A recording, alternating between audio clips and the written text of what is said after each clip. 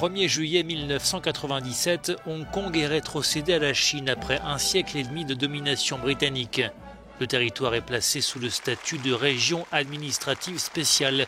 En clair, Hong Kong jouit d'une semi-autonomie et de liberté en dépit de la souveraineté chinoise. Il conserve par exemple sa propre monnaie et son système politique, mais n'a pas la main en revanche sur les questions de défense et de diplomatie. Un statut hybride théorisé par Pékin sous la formule « un pays, deux systèmes ». Avec plus de 7 millions d'habitants répartis sur 1000 km², l'archipel de Hong Kong est l'un des territoires les plus densément peuplés au monde. Sa position géographique à la pointe sud de la Chine le rend très dépendant de Pékin.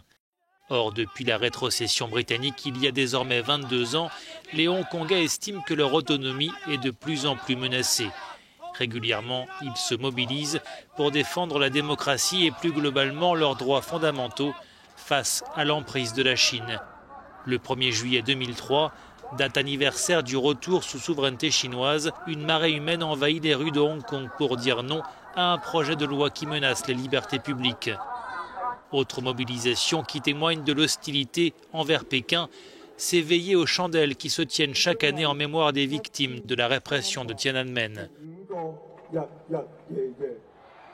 En 2014, les Hongkongais se mobilisent à nouveau en masse. Plusieurs centaines de milliers de personnes se rassemblent dans les rues pendant 2 mois, paralysant des quartiers entiers. C'est la révolte des parapluies.